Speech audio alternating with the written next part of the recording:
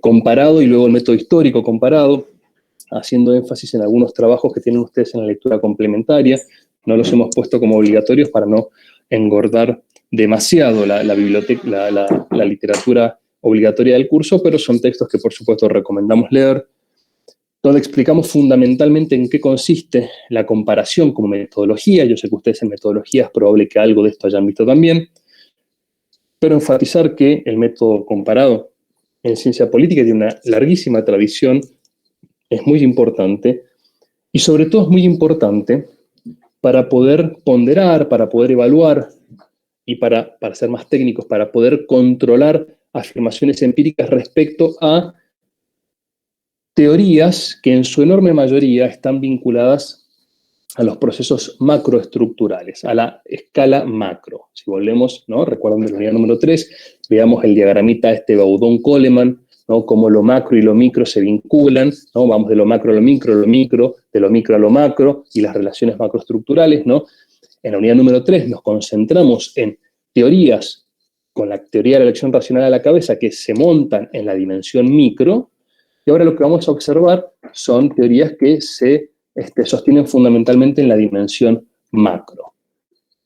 Las teorías que se fundamentan en la cuestión micro, en la escala de análisis micro política, pueden ser cuantitativas o cualitativas. Normalmente los enfoques cuantitativos lo que buscan es registrar información a nivel individual, encuestas de opinión, algo conversamos de eso.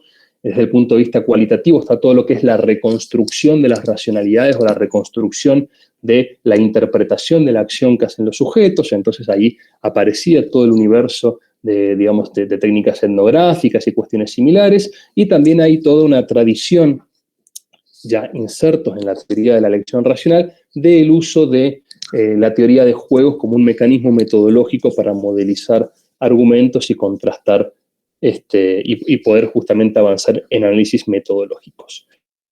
Una de las particularidades que tienen las teorías que tratan de mirar la política desde una escala macro, tratan de mirar los grandes procesos sociales, los grandes fenómenos, tratan de pensar la política desde categorías conceptuales que refieren a fenómenos estructurales y no a la acción de individuos, no a la acción de actores, sino a los grandes procesos, a las grandes entidades, hablar del sistema político, de los procesos de producción, de las reformas del Estado, hablar de estas entidades grandes, ¿no? Nos remite a un método muchas veces donde los politólogos recurrimos a las metodologías comparadas, que en sí mismas son un universo metodológico muy extenso. Hay cuantitativas y cualitativas, configuracionales y probabilísticas, y dentro de eso hay un enorme universo de metodologías. Nosotros lo que hacemos en esta materia es una primera inmersión en el mundo de la comparación y en algunas teorías que, focalizándonos en la temática del régimen político, ¿no? O las formas de gobierno, por usar la expresión de la filosofía política clásica, buscan estudiar comparativamente las democracias o los autoritarismos del mundo para poder construir teorías estructurales sobre temáticas tales como la sobrevivencia de la democracia, las transiciones de la democracia al autoritarismo, etcétera, etcétera. Entonces, bien, en los videos que tienen complementarios allí en el aula virtual nos metemos bien de lleno en el tema del método comparado y de la comparación histórica, porque justamente cuando pensamos en estructuras, en macroestructuras, cuando pensamos en procesos de gran escala, no solamente cambia la escala desde el punto de vista, si se quiere, geográfico, de ir de lo micro a lo macro, sino que cambia la escala temporal también. Normalmente comprender macroprocesos involucra tomar dimensiones temporales extensas. Si yo quiero estudiar, por ejemplo, la evolución del capitalismo, normalmente ese tipo de preguntas o ese tipo de categorías están acompañadas de estudios de larga duración. Entonces, todo ese material o esas reflexiones las tienen en los videos, y ahora nos vamos a meter un poco más de lleno en las teorías específicas que vamos a discutir en la unidad número 4, que son las que nos van a ayudar a pensar la cuestión del régimen político, que es posiblemente el tema de la ciencia política, ¿no? Si el gran tema de la economía política es el desarrollo, ¿no? El crecimiento económico, pero fundamentalmente el desarrollo, el gran tema de la ciencia política es el régimen político, el desarrollo político, como en algún momento se lo llamó, que tiene que ver con comprender los factores que de algún modo gobiernan la estabilidad política macro, ¿no? Más que pensar las microrelaciones políticas de nuestras cotidianidades, entender sobre qué se sustenta, por ejemplo, la estabilidad de la democracia. De hecho, no sé si esto lo siguen conversando en Estado, Sociedad y Política, pero hay un documento muy famoso del UNESCO de mediados del siglo pasado, que es uno de los documentos que da de algún modo origen al desarrollo institucional de la ciencia política en buena parte de Occidente, ¿no? Que es un documento que explicitaba, ¿no? Desde ahí UNESCO, en Naciones Unidas, explicitaba la importancia de tener una disciplina científica que estudiara justamente los procesos de consolidación política moderna centrados en la idea de democracia, de democratización, de estabilidad democrática, de participación política popular, etcétera, etcétera. Entonces, la cuestión del régimen es una cuestión que sin lugar a dudas atraviesa y es de una gran importancia para nuestra disciplina. Entonces vamos a tratar de mirar algunas cuestiones sobre eso. Pero bien, antes, algunas consideraciones muy generales sobre lo que son los enfoques estructurales, ¿no? Así como hicimos una pequeña adenda para explicar el individualismo metodológico, es importante que hagamos una reflexión, que ustedes la tienen trabajada en la bibliografía obligatoria, en el texto de Moreira y Raus, que es un manualcito de ciencia política que hemos intentado utilizar en varias unidades para que haya cierta continuidad, donde los autores presentan justamente el estructural funcionalismo y la teoría sistémica, que son de algún modo, junto con el marxismo, que no lo vamos a abordar en detalle porque ya lo ven en varias materias y generamos mucha repetición, son de algún modo las grandes perspectivas teóricas de las miradas estructurales en las ciencias políticas. Entonces, un poquito sobre esto para comenzar. Nosotros, en la unidad número 1, cuando analizamos el desarrollo teórico de la ciencia política, advertíamos cómo en la segunda posguerra empieza a haber todo un proceso de cambio en la teoría política que está muy vinculado al proceso de consolidación del conductismo, ¿no? Hay una superación de la etapa formalista de la ciencia política, esa disciplina que hereda del derecho público y de la historia, un enfoque muy centrado en describir estructuras normativas, estructuras funcionales de gobierno, estructuras institucionales, y empiezan a consolidarse perspectivas que se nutren ya de otras disciplinas. Aparece la psicología conductista como algo muy importante, y va a aparecer allí dos vertientes teóricas que van a ser muy importantes. La teoría estructural funcionalista de las ciencias sociales en general, pero fundamentalmente de la antropología, y con tipos como Levi-Strauss o Radcliffe, y de la sociología con fundamentalmente Parsons.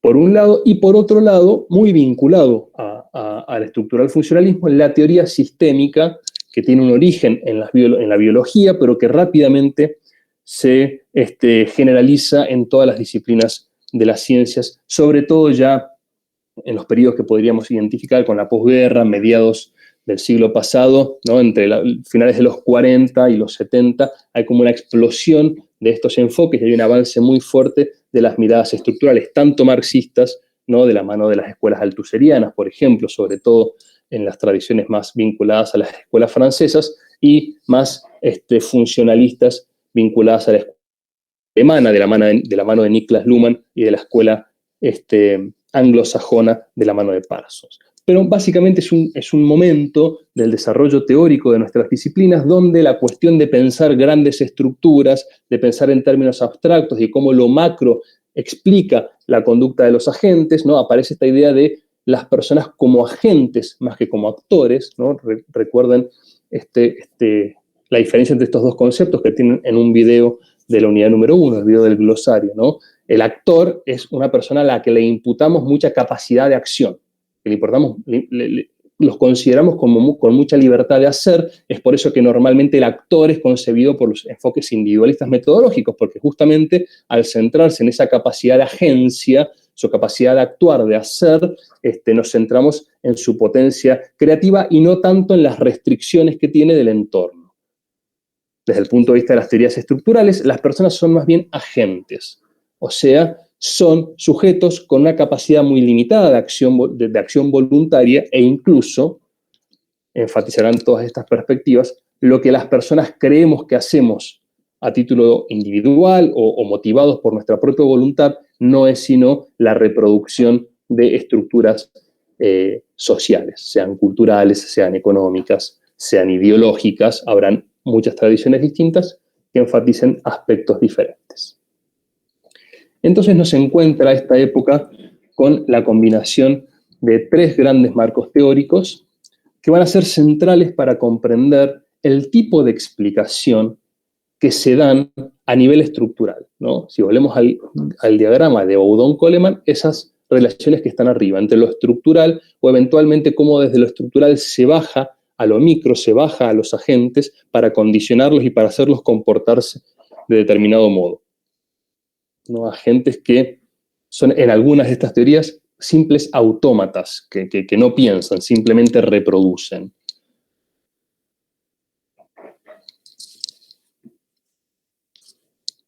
De la mano de estas perspectivas, hay también una cuestión interesante. En el auge de los enfoques estructurales, fue quizás el último momento, y digo quizás porque estas cosas no son nunca tan fijas, siempre son bastante más, digamos, más flexibles, o los límites temporales de estas cosas son bastante más porosos, pero fue el último momento quizás en el cual la disciplina pensó que podía desarrollar teorías totalizantes de los fenómenos políticos.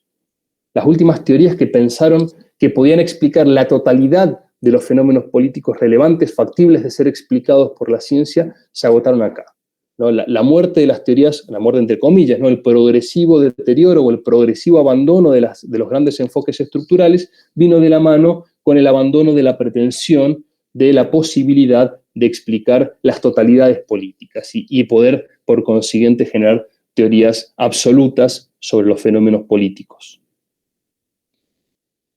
Y empiezan a aparecer,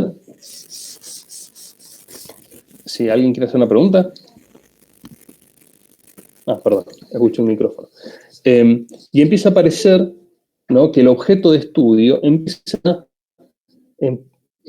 a cambiar, empiezan a aparecer conceptos nuevos, y el más importante de ellos, para la ciencia política, es el concepto de sistema político.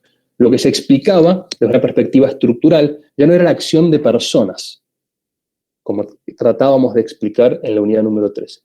Lo que se explicaba eran procesos políticos y procesos que se daban en un lugar muy concreto que es el sistema político. Y ya vamos a explicar un poco qué significa esto.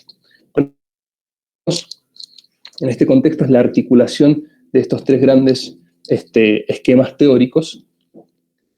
Y empecemos por el primero de ellos, el estructural funcionalismo, que, como les decía, tiene muchos antecedentes que vienen de la antropología y de la sociología.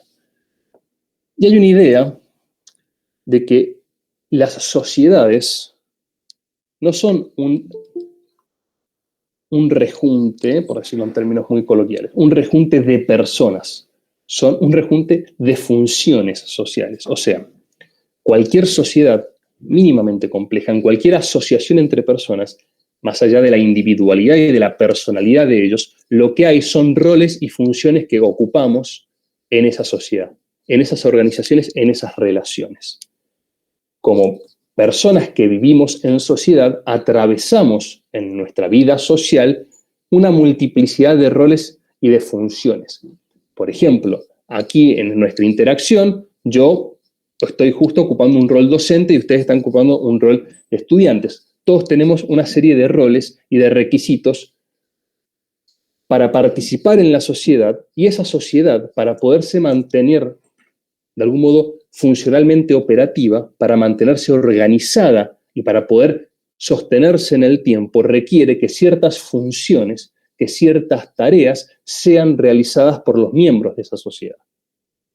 Entonces, la clave para descubrir el enigma de la cohesión social, el enigma de por qué se forman sociedades, por qué vivimos en sociedad, por qué se mantienen organizadas las personas a pesar de sus múltiples conflictos en estructuras sociales, tiene que ver, para la estructura del funcionalismo, con cómo precisamente necesitamos, para poder continuar con nuestra vida, que involucra una vida social, de que distintas personas cumplan una multiplicidad de funciones que todas hilvanadas, todas juntas, todas organizadas, habilitan la vida en sociedad. Porque cada uno de nosotros no podría reproducir nuestra vida social estando en aislamiento. Necesitamos que un montón de cuestiones funcionales, operativas, que van desde la construcción de viviendas hasta la salud de las personas, la educación, la seguridad, un montón de cuestiones que necesitan las sociedades para poder existir como sociedades, ¿no? Requieren una división del trabajo. Esa división social del trabajo genera roles y funciones. Y a través de esos roles y funciones las sociedades se estratifican. Entonces las diferencias que de cada uno y cada uno de nosotros tiene en la sociedad tienen que ver, en no menor medida, con esos roles funcionales y por consiguiente la explicación de la sociedad tendría menos que ver con la explicación de nuestras acciones voluntarias y más que ver con la explicación de la integración o de la vinculación de esos roles funcionales que existen en una sociedad. Para poder cumplir con esas funciones, la función de cuidado de enfermos, la función de educación, la función de provisión de alimentos, la función de provisión de vivienda, etcétera, etcétera, etcétera, las sociedades generan estructuras organizacionales. Esas estructuras dan forma a los múltiples sistemas que componen a la sociedad. Un sistema educativo, un sistema de salud, un sistema económico, un sistema político. El análisis entonces de la estructura del funcionalismo, muy complejo, hay muchas teorías aquí, son todas bastante complejas y suelen recurrir a un vocabulario bastante especializado, bastante técnico, pero el propósito es precisamente dar cuenta de cómo el funcionamiento de las sociedades no es sino el funcionamiento de estos sistemas en constante interacción. Y los equilibrios entre esos sistemas, entre esas funciones, entre esos roles que ocupa cada uno de nosotros, son lo que explican la estabilidad de la sociedad. Por consiguiente, las explicaciones del, entre comillas, desorden social, de la desestabilidad social, van a ser siempre cuestiones a ser explicadas en función de la ruptura de los equilibrios funcionales del sistema.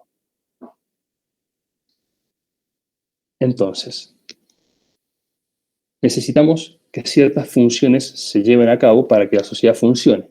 Eso implica que cada uno de nosotros juega roles, que puede ser varios de ellos. Podemos tener más de un rol en la sociedad, porque podemos tener un rol en nuestras interacciones dentro de los sistemas familiares. Podemos ser hermanos, padres, hijos, madres, etc.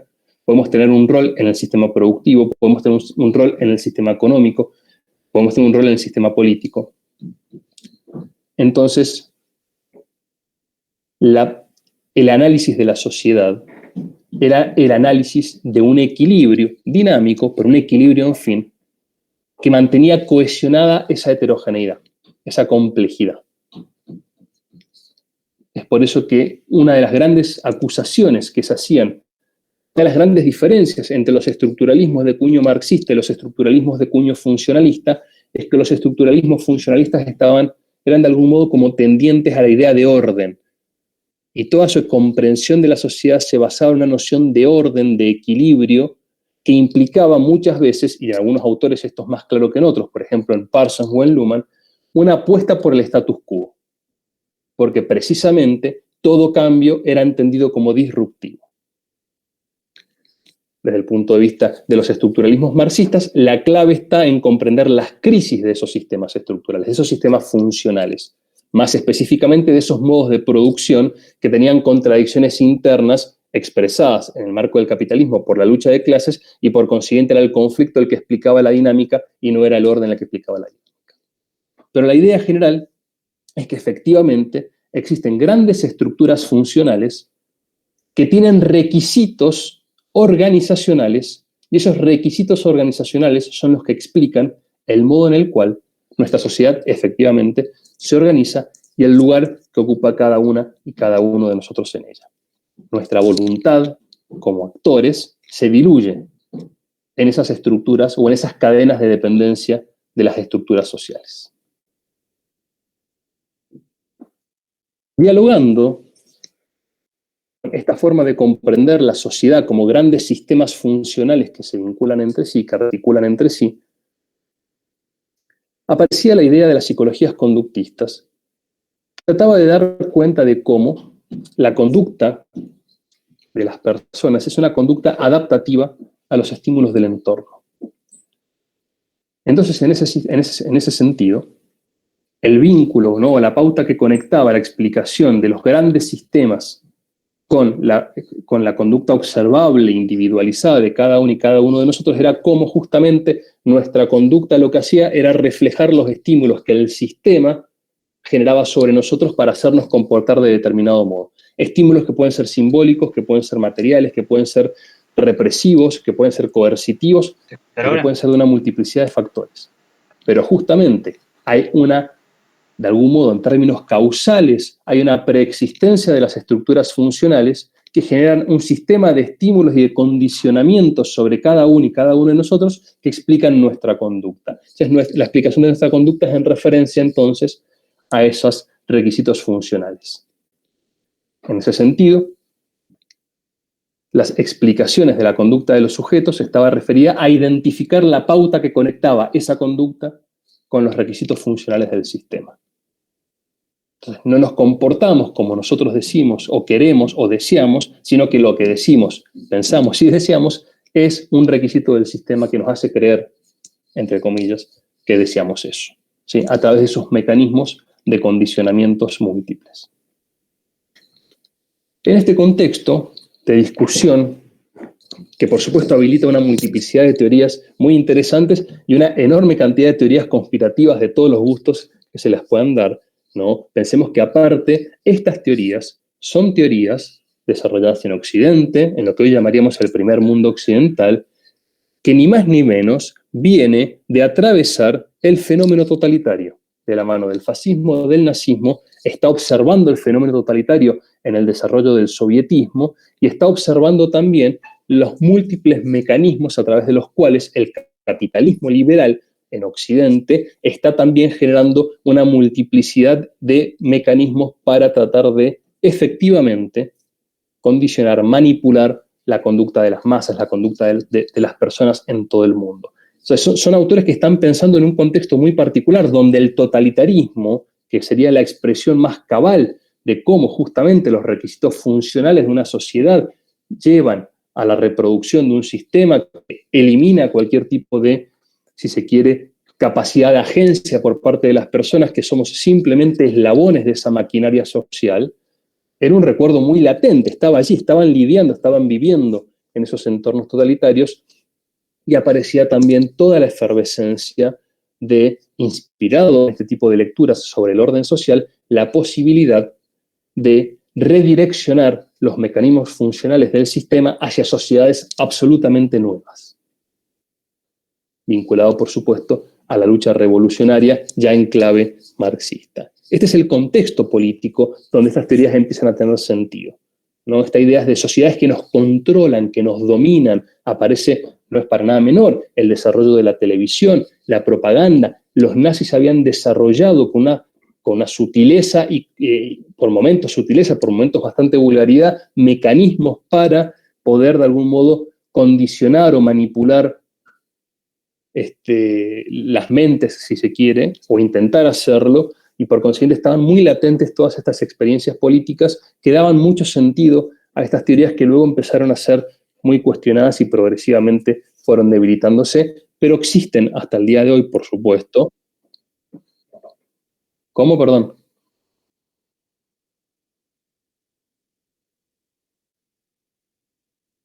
Sí, sí, claro, Luz.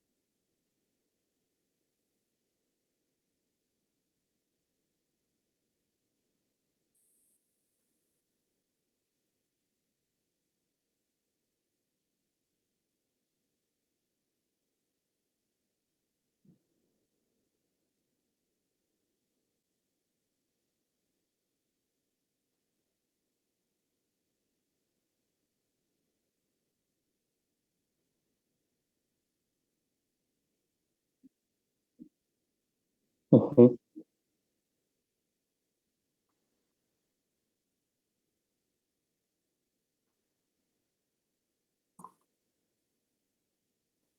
Gracias, Lucio. Sí, en Luhmann es clarísima esta idea, ¿no? De cómo es un poco técnico, no me quiero meter ahora, pero los sistemas sociales, el sistema político, el sistema económico, los sistemas socioculturales, el derecho era para Luhmann un sistema, son autopoyéticos, o sea, pensémoslo como ecosistemas. Son sistemas que son relativamente cerrados y hacia adentro funcionan de un modo. Y si vos les metés demasiadas disrupciones, los rompes, ¿no? Por consiguiente, había como constantemente esta idea de que, por ejemplo, cuando el sistema político avanzaba demasiado sobre la economía, sobre el sistema económico, o el sistema económico avanzaba demasiado sobre el sistema político, justamente rompían lo que Luhmann llama su tematización, sus pautas de organización interna, y hay un enorme riesgo de que colapsaran los sistemas. Entonces, este riesgo al colapso, desde el punto de vista del funcionalismo bastante radical de Luhmann, era lo que llevaba un status quo constante, ¿no? A decir, no toquemos demasiado.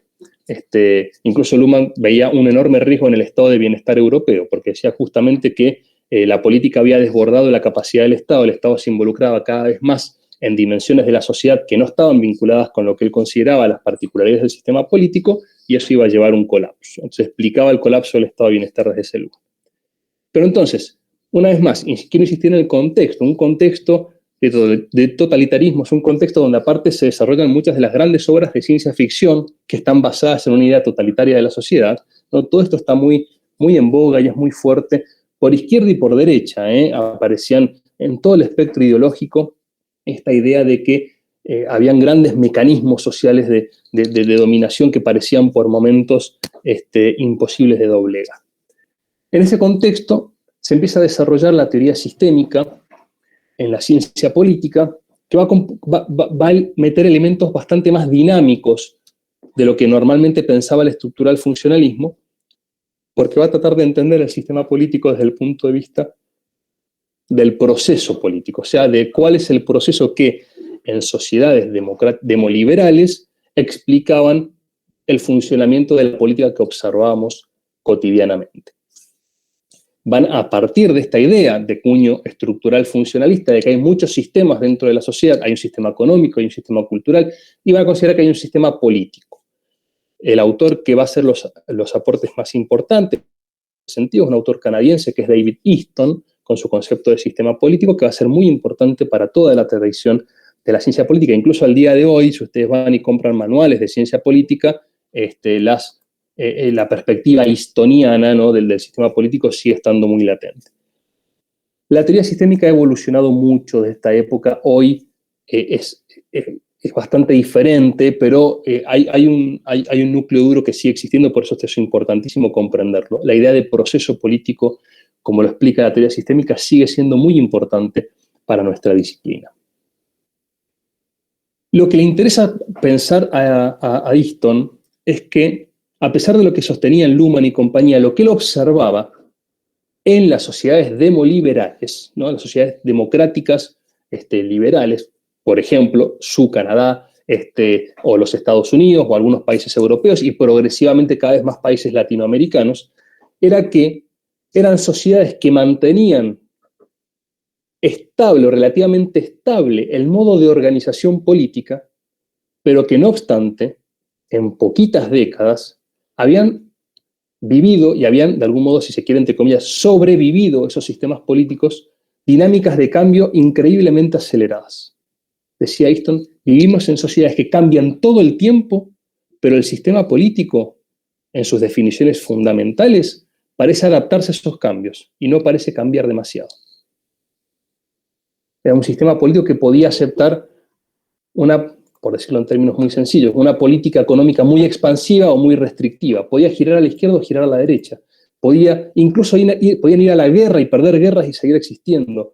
Podían incorporar cambios sustanciales en las culturas de la sociedad, que lo vimos en las últimas, piensa en la segunda mitad del siglo pasado, cómo cambió tan rápidamente la sociedad, cómo hoy sigue cambiando. ¿Y por qué seguían estables estos mecanismos de organización política? Entonces, lo que va a Easton es particularidad y de algún modo también, ya que hay un elemento crítico también, la superioridad, si se quiere, del sistema político demoliberal también tiene que ver con la capacidad que tiene ese sistema político, un sistema más dentro de muchos sistemas dentro de la sociedad, de procesar todo lo que pasa alrededor, adaptarse y generar productos para mantenerse equilibrado con el entorno. Entonces, voy a explicar un poco con más detalle esto del sistema político. Nos va a decir esto, el sistema político, que va a estar constituido por las instituciones políticas, por los políticos, por los partidos políticos, está caracterizado por ser dentro de una sociedad el sistema que resuelve la toma de decisiones de autoridad. Esto es, en toda sociedad existen cosas que son obligatorias. ¿Por qué? Porque hay un sistema político que configura esas normas y que las implementa. Entonces, el sistema político, lo mismo que el sistema económico, produce y reproduce los medios materiales para la subsistencia, el sistema político produce y reproduce los medios simbólicos y coercitivos para la reproducción del orden social. Ese sistema político debería necesariamente tener que verse tensionado cada vez que la sociedad o que el entorno social en el cual opera cambia drásticamente o exige cosas muy drásticas de ese sistema. Pero lo que dice Easton es que la particularidad está en el modo en el cual el sistema político procesa lo que pasa alrededor y genera resultados. ¿Cómo es esto? Nos va a decir Easton, el sistema político, los políticos, los partidos, las instituciones, pensemos, vayamos a, no sé, el caso de Mendocino, el gobernador, los intendentes, la legislatura, los consejos deliberantes, todas las personas que los componen, los partidos políticos, los jueces, el poder judicial, la policía, la Dirección General de Escuelas, los bomberos, todo lo que tiene que ver con el funcionamiento del Estado y con el régimen político, opera en un contexto social atravesado por múltiples identidades y por múltiples conflictos sociales que acontecen todo el tiempo, incluso conflictos internacionales, cosas que pasan mucho más allá de nuestro país, que repercuten en nuestro país o en nuestra provincia, y esos entornos son increíblemente dinámicos, se mueven todo el tiempo. El funcionamiento del sistema político va a ser el funcionamiento de un sistema como cualquier sistema. Un sistema recibe señales del entorno, las metaboliza y genera alguna respuesta. El ejemplo más tradicional de sistema es, por ejemplo, un termostato. El propósito de un termostato es mantener la temperatura del ambiente equilibrada. Entonces, cuando el termostato recibe información del entorno de que hace mucho frío, prende la calefacción y empieza a subir la temperatura. Cuando recibe información de que la temperatura ya está muy caliente, apaga la calefacción y empieza a bajar la temperatura. Y después la vuelve a prender y después la vuelve a apagar. Y en este sistema, ¿no? En este proceso de prender y apagar la calefacción, lo que hace es tratar de mantener la temperatura equilibrada en un punto. Similarmente, va a decir Easton, lo que hace el sistema político es medir la temperatura social, los niveles de apoyo y de conflicto que existen en la sociedad, procesarlos y generar una respuesta, que no es subir o bajar la calefacción, sino generar justamente decisiones de autoridad, políticas públicas, decisiones de poder, regulaciones, decretos, leyes, diseño institucional, para justamente tratar de lidiar con eso que está pasando en el entorno. Veamos un ejemplo muy concreto. Tenemos conflictos en la sociedad. Personas que están demandando.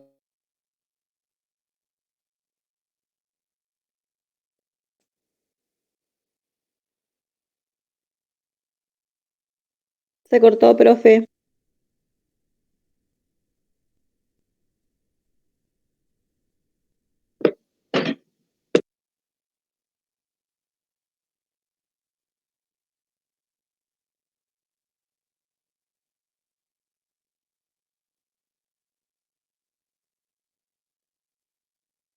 Se cortó.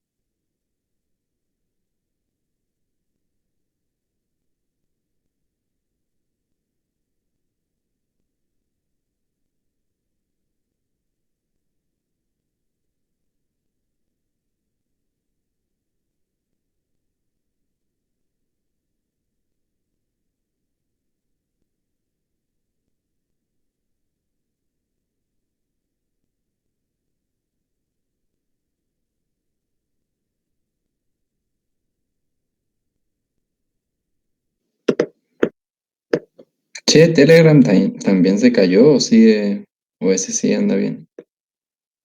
Creo que se cayó hace un rato. Estoy escuchando que han colapsado todas las bases, es decir, Telegram, TikTok y hay otra más que colapsó, está todo colapsado. No, todo menos TikTok, por favor.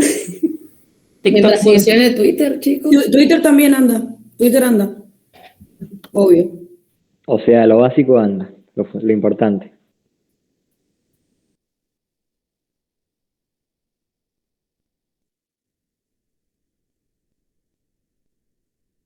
Igual capaz le tocó su reunión esa que nos había dicho. Perdón, ahora presento de vuelta y volvemos con la clase.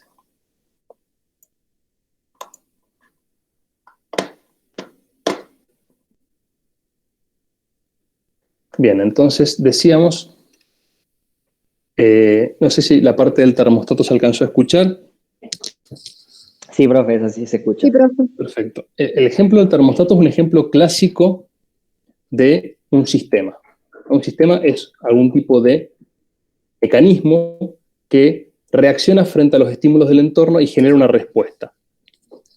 Esa respuesta afecta al entorno y por consiguiente se retroalimenta con el mismo sistema. Entonces los sistemas se mantienen equilibrados con el entorno a través de sus relaciones de inputs y outputs. Lo que va a decir Easton es que el sistema político justamente tiene como propósito, ya que una vez más, fíjense esta cuestión de estas tendencias al equilibrio o estas ideas de algún modo estatucuistas, tienen que ver con tratar de mantenerse estable en el tiempo.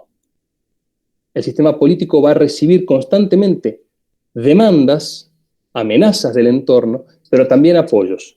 Por ejemplo, ustedes ahí tienen una imagen de manifestaciones, ¿no?, donde la población exige cosas al Estado, y también hay demandas de apoyo, y otra forma en la cual la sociedad manda señales muy directas al sistema político, al menos en entornos democráticos, es a través del voto, ¿no? Entonces, te apoyo, te voto, no te apoyo, voto otro y pido cambio político. En la medida en que pueden procesar todo eso que pasa en la sociedad, los sistemas políticos van a tener cierta capacidad de mantenerse compensados con el entorno.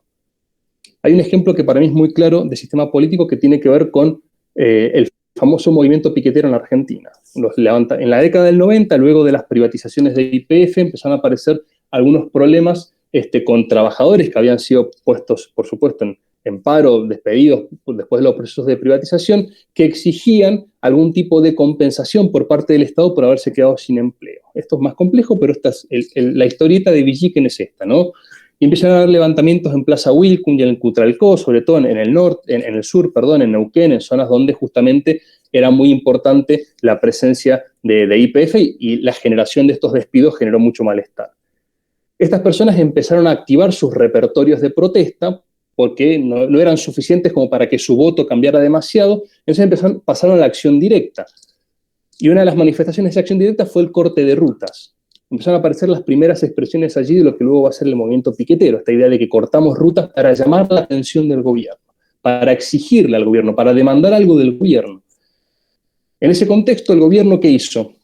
En ese entonces el gobierno de Carlos Menem lo que hace es sacar el Plan Trabajar 1, que era básicamente un subsidio, una transferencia de ingresos, muy poquito dinero que se le daba a esas personas como compensación de haber sido despedidas hasta tanto encontrar un empleo formal. Y bueno, empezaron a aparecer algunas condicionalidades de que tenían que estar, por supuesto, por debajo de la línea de pobreza, no tener empleo, se les exigía a veces que se capacitaran para poder insertarse en otro tipo de trabajo, etc. Empieza a aparecer una dinámica que luego se institucionalizó bastante en la Argentina, de que frente a estas demandas de necesidades acuciantes por parte de la sociedad, en un sistema económico que suele fracasar bastante en generar estabilidad de empleo de calidad, la respuesta del Estado era el famoso diseño de los planes asistenciales, que cambian muchísimo en variedades y en características. Esto es un buen ejemplo cómo, frente a un conflicto que hay en la sociedad, se genera una demanda, un input muy particular, frente a una situación de carencia, el sistema político procesa eso y en base a sus recursos, a sus decisiones y a sus criterios de funcionamiento, da como resultado un output, una respuesta, una salida, que en este caso fue el Plan Trabajar 1, y eso a su vez generó un efecto en ese mismo sistema, bajó el nivel de conflicto. O sea, frente al termostato que subía la temperatura social, da una respuesta para tratar de bajarla. Luego, como la situación económica termina explotando, esto se desmadra, pero el mecanismo, el procedimiento explica el funcionamiento del sistema político. En la sociedad pasan todo el tiempo cosas. Las sociedades, los distintos sistemas sociales se manifiestan hacia el sistema político en demandas y apoyos, esas demandas ingresan al sistema, el sistema las procesa de algún modo y genera como resultados políticas públicas y decisiones de poder.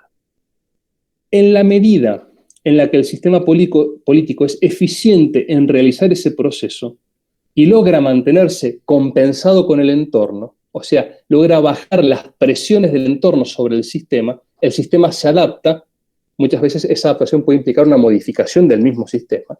Por ejemplo, ampliarse, ser más democrático, ampliar la democratización, incorporar a algunos grupos que estaban afuera, incorporar leyes de paridad, incorporar cuotas indígenas, incorporar lo que sea. Se va adaptando, va generando modificaciones y productos de todo tipo, y en la medida en que es eficiente en hacer eso, se mantiene compensado con el entorno y explica la estabilidad de la política. Entonces, con esta explicación que yo he hecho muy rápida, lo que nos sugiere Easton es que comprender cuál es la pauta que conecta las demandas de la sociedad, el modo en que esas demandas son percibidas por el sistema político, por los políticos, por los decisores públicos, cómo esas demandas se transforman luego en negociaciones, en acciones llevadas adelante por el sistema político, que eventualmente se transforman en políticas públicas que buscan atender esa demanda. Si esas políticas públicas son eficientes, el proceso de retroalimentación hace que el sistema político se mantenga compensado con el entorno. Entonces, todo lo que el sistema hace, después el sistema le vuelve. ¿En modo de qué? De nuevos apoyos o de nuevas demandas.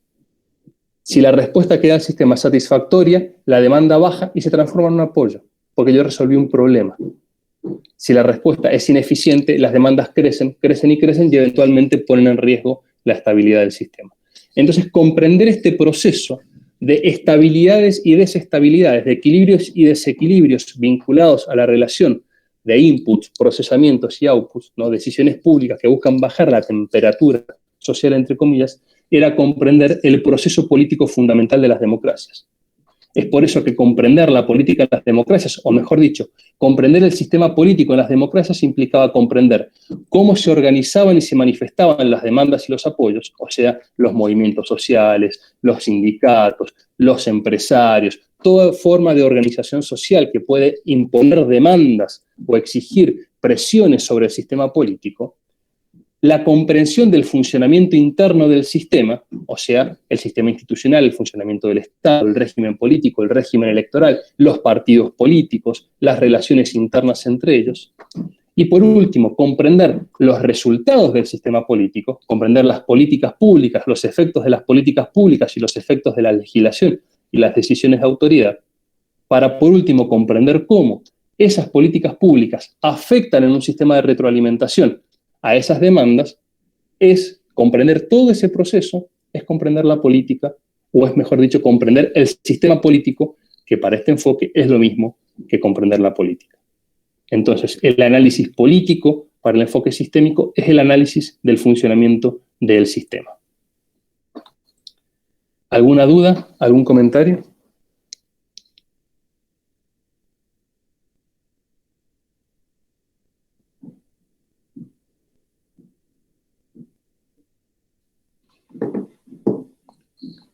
Bien, si les parece, hacemos un primer corte. Yo voy a entrar ahora a la reunión del consejo que me están llamando. Espero que dure no más de 10 o 15 minutos. Así que a las 6 y 5, estén atentos, así volvemos y seguimos con la clase, ¿sí? Profe, ¿y si se demora más? Les aviso a Lucio o a Rubén, que están acá. Así que Lucio y Rubén, estén atentos al correo electrónico. Si yo pienso que esto va a demorar demasiado, ellos les avisan por acá y vemos cómo reprogramamos, ¿sí? Listo, Bueno, profe. profe. Gracias. Listo, profe. Manso, Bueno, profe. profe.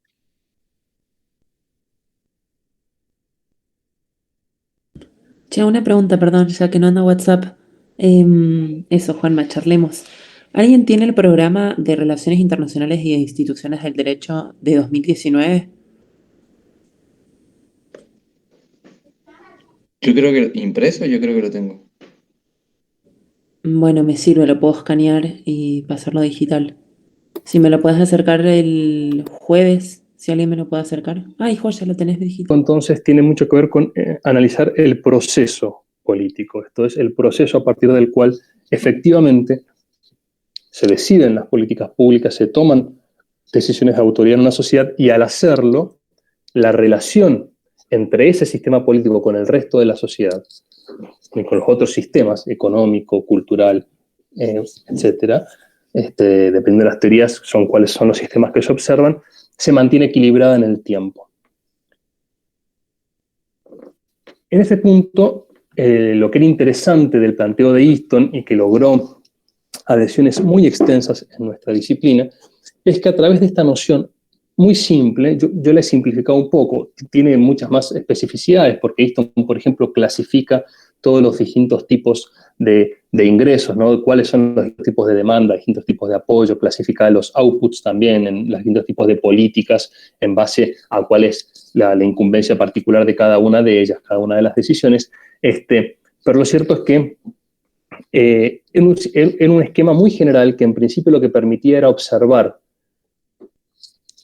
por volver a un concepto que es de otro sistémico, que es Merton, que es la pauta que conectaba a el piquete de la esquina, la votación en el Congreso de la Nación, la sentencia del poder de la Corte Suprema de Justicia y la política pública en materia de previsión social. O sea, la pauta que conectaba todo eso y que explicaba y que nos ayudaba a hacer inteligible los procesos de toma de decisión política era fundamentalmente lo que estudiaba el sistema político.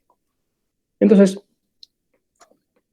simplemente enfatizar que del mismo modo que en la unidad número 3 observamos desde de la mano del individualismo metodológico cómo la comprensión de los fenómenos sociales radicaba en poder imputar sentido a la acción de los sujetos y que ese sentido de algún modo era, entre comillas, interno a esos actores, no teníamos que descubrir ese sentido mentado de por qué se comportaban como lo hacían, cuáles eran los objetivos que perseguían, cuáles eran sus estrategias, y eventualmente fuimos complejizando un poquito eso hasta llegar al marxismo analítico, ¿no? Y cómo justamente hay una vinculación entre esos procesos, entre esos objetivos, esas preferencias, esa racionalidad y la sociedad en la que vivimos.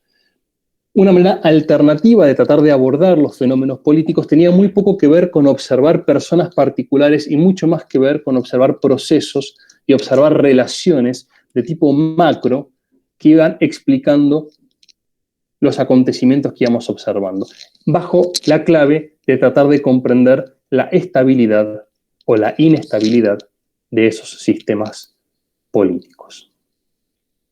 En este contexto intelectual, en este contexto de ideas, que insisto, tenía mucho que ver con un contexto político muy particular, donde aparecía tanto como a la vez como amenaza y como promesa de cambio los grandes fenómenos macroestructurales, es cuando empieza a emerger también la preocupación, ya no solamente en términos abstractos de cómo se sostiene o cómo se reproduce o se mantiene compensado el sistema político en el entorno social, sino más particularmente de, en esa misma clave, qué es lo que explica que las democracias se sostengan en el tiempo. O sea, qué es lo que explica el éxito de las democracias o sus fracasos, lo cual implicaría tratar o asimismo explicar qué es lo que nos permitir prever la probabilidad de un golpe de Estado, la probabilidad de un deterioro democrático, de un golpe, digamos, de un gobierno militar, de un golpe interno, de un golpe externo, de una intervención. O sea, ¿qué es lo que explicaba que eventualmente ese proceso político que mantenía compensado al sistema y al hacerlo en el marco de sociedades democráticas mantenía la estabilidad de la democracia, que se entendía como un valor en sí mismo? ¿Cómo podíamos explicarlo concretamente? ¿Sí? Más allá de la temperatura social global y la explicación del sistema como un todo, la explicación específica de cuáles eran los requisitos sociales que explicaban la estabilidad de la democracia. Esta es una pregunta que también es muy importante en la segunda mitad del siglo pasado. es la segunda mitad del siglo pasado, ¿no? Superado en el primer mundo lo que fueron los gobiernos totalitarios, aparecía el conflicto, por un lado el conflicto bipolar, con todo lo que eso implicó en materia de política internacional y en la construcción de identidades políticas en todo Occidente y en buena parte de Oriente también, en el mundo entero. Y empezaba a aparecer, por ejemplo, en nuestra región particular, en América Latina, el fenómeno o el problema de la inestabilidad democrática, el problema de las constantes interrupciones a partir de golpes militares del orden político democrático. Y si lográbamos comprender esos mecanismos estructurales que lograban ayudarnos a dar cuenta de la estabilidad de la democracia, no solamente íbamos a lograr una comprensión teórica, académica, sino que íbamos a tener un instrumento político para poder justamente actuar en consecuencia y lograr fortalecer las democracias y su estabilidad.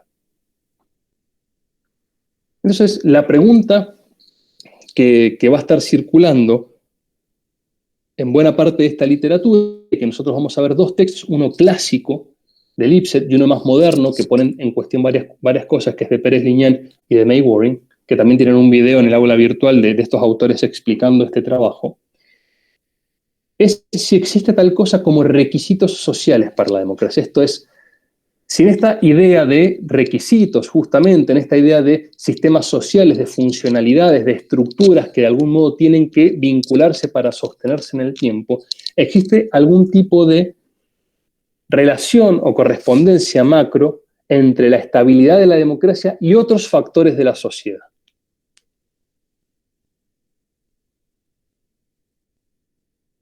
Lo que empezamos a observar también, a partir de la segunda mitad del siglo XX, empezó a mejorar muchísimo todo lo que tiene que ver con la información estadística. Empezamos a conocer cada vez más cosas sobre cada vez más países del mundo y empezaba a aparecer esta posibilidad de que esa información sobre lo que pasaba en otros países del mundo fuera evidencia empírica que, de la mano del método comparado, nos ayudara a controlar en qué medida nuestras teorías o nuestras explicaciones sobre lo que explicaba la estabilidad democrática en algún país, pensemos por ejemplo en Argentina, servía para explicar la estabilidad democrática en otros países del mundo.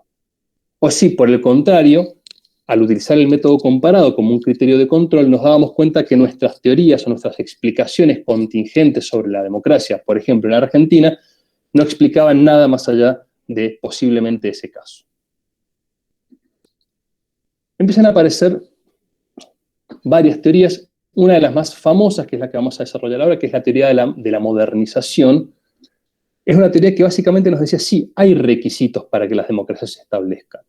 Porque partían de un supuesto bastante concreto. Fíjense que la mayoría de las democracias del mundo operan en países occidentales o culturalmente occidentalizados, con ciertas características que les son propias. Entonces van a decir, hay ciertos rasgos de las sociedades que nos permiten prever su estabilidad democrática, y Lipset particularmente va a decir, es la economía.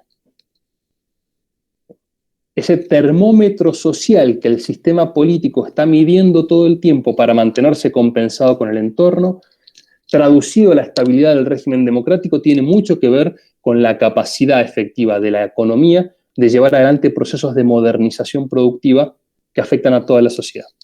Ya vamos a verlo en detalle. Pero aparecen un montón de otras explicaciones, o un montón de debates que no los vamos a poder desarrollar, pero que quisiera dejarlos presentados. Por ejemplo, si la estabilidad de la democracia es un problema exógeno o endógeno. O sea, ¿el sistema político es exitoso o colapsa por lo que pasa afuera o por lo que pasa adentro? Otra perspectiva eran las perspectivas, por ejemplo, los abordajes coalicionales dentro de la ciencia política argentina, particularmente O'Donnell, en su trabajo sobre alianzas y sus trabajos sobre el Estado burocrático autoritario, va a hacer mucho énfasis en una lectura que combina algunos componentes neomarxistas y neoweberianos para decir, en realidad, hay grupos dentro de la sociedad, y está por supuesto pensando el caso argentino, hay grupos dentro de la sociedad que son los que efectivamente generan coaliciones que rompen o desestabilizan los regímenes. Uno de los grandes interrogantes para la ciencia política de la década del 70 era por qué un país con los niveles de desarrollo económico, con los niveles de igualdad, con los niveles de acceso a la salud, a la educación, con el nivel de ingresos relativos, como los que tenía la Argentina a finales del 50 y a finales de los 60, era un país que seguía siendo sometido de modo sistemático a golpes de Estado. O sea, ¿por qué un país que parecía ser exitoso en muchos aspectos no podía estabilizar su democracia? Bueno, O'Donnell lo explica por la vía de las alianzas de clase y más puntualmente por el rol de algunos sectores de la burguesía en alianza con algunos sectores del ejército. O sea, perspectivas más centradas en actores, que las vamos a recuperar luego con Pérez Viñán. Y otros autores, son famosos los trabajos de Wellesley e Inglehart, pero también hay algunos trabajos de Bobbio, más antiguos, que decían algo parecido, que los centran en la cuestión cultural. Y nos van a decir, las democracias tienen una cultura muy particular, que es la cultura de la democracia. Ustedes tienen allí un trabajo en la literatura complementaria, que es un trabajo muy famoso de Almond y Berma sobre la cultura de la democracia. Si existe una cultura que es específica de las sociedades democráticas, y que por consiguiente para ser democrático hay que tener esa cultura, que es la cultura de la participación, la cultura de la deliberación, la cultura de la no radicalización de la lucha política, etcétera, etcétera. Particularmente, Almond y Berma se van a centrar en la cuestión de la participación. Y con el tiempo, ya más cerca de nuestra época, ¿no?, los análisis más, digamos, avanzados en la ciencia política sobre la estabilidad de los regímenes políticos son los análisis multifactoriales, o sea, los análisis que tratan de algún modo poder ponderar, poder estudiar, poder analizar en detalle y corroborar empíricamente muchos factores que quizás generan situaciones específicas en las cuales las democracias se sostienen o colapsan en el tiempo. Si bien mucho ha pasado en poco tiempo en las últimas décadas y hoy pareciera ser que hay cierta estabilidad de las democracias, Argentina, por ejemplo, a pesar de sus sistemáticos fracasos en materia económica, ha mantenido el régimen relativamente estable en el tiempo, con algunos momentos por ahí complicados, pero del 83 para acá hemos logrado sostener la democracia, pareciera ser que el único consenso que sobrevive en la Argentina puede ser ese. Sin embargo, el tema de tratar de estudiar con profundidad y de comprender cuáles son los factores que ayudan al sostenimiento de los regímenes democráticos y por consiguiente cuáles son los factores que contribuyen a desestabilizarlo, sigue siendo uno de los elementos centrales de la ciencia política en todo el mundo y en Argentina en particular. Veamos la teoría, perdón, que esto no lo tengo que compartir. Veamos la teoría clásica, ¿no? Es la teoría de la modernización. Todos los teóricos de la modernización partían de un criterio general que era que los países occidentales habían ido atravesando una serie de etapas evolutivas que tenían que ver con las revoluciones productivas, la industrialización, las revoluciones políticas, ¿no?, la incorporación de la democracia de masas, primero las democracias restringidas, después las democracias de masas, el desarrollo de los partidos políticos, las estructuras sociales en base a dinámicas de clase social, los procesos de incorporación social por la vía de la educación universal. Habían ido atravesando una serie de etapas que ellos denominaban la modernización de las sociedades y consideraban que esos procesos de modernización eran los que explicaban la prosperidad de esos países y de la mano de ello, la estabilidad democrática.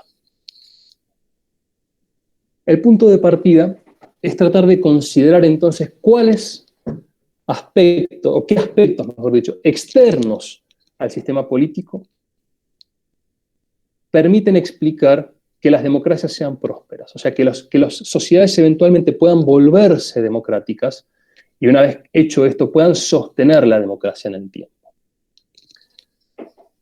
La primera dificultad que tiene toda la literatura sobre el régimen político es que existen muchas definiciones de democracia. Como vimos en la unidad número 2, en el texto de Monsiváis, hay elementos normativos que están allí jugando nuestras definiciones de democracia, pero en principio, y para los propósitos de la teoría de la modernización, basta simplemente considerar como democráticos a aquellos países cuyos sistemas políticos tienen una serie de reglas formales, conocidas, ¿no?, establecidas para todas y para todos, que de modo regular son los que definen quiénes gobiernan, por cuánto tiempo lo hacen y cuándo dejan de hacerlo. O sea, la constitución de los gobiernos y la remoción de los gobiernos se canaliza por reglas formales institucionales, que están fundamentalmente vinculadas a la elección de los gobiernos. En este sentido, las definiciones de democracias mínimas con las que se va a manejar la mayoría de estas teorías es fundamentalmente la idea de países donde los gobiernos son votados. Esas elecciones cumplen con ciertas condiciones, no vota el 10% de la población, sino que son elecciones masivas. Hay relativa transparencia sobre los procesos electorales y los escrutinios, y los gobiernos o los partidos que pierden elecciones se retiran del gobierno. En este sentido, si bien hay una focalización en el componente electoral de la democracia, ese componente electoral conlleva a una fórmula política, por decirlo en los términos gramscianos, un sistema de creencias. ¿Cuál es el sistema de creencias? Que tienen que gobernar los que ganan elecciones y los que pierden elecciones se tienen que ir. Algo tan chiquito como eso, en la historia política de la humanidad, es prácticamente revolucionario. Entonces, la idea de la competencia electoral como un elemento fundamental, ¿sí?, como un mecanismo, un dispositivo institucional que nos permite resolver quién gobierna y quién se va, y a su vez también como una pauta de legitimidad del poder político. El que pierde las elecciones se tiene que ir, el que gana tiene que asumir. Tomando en consideración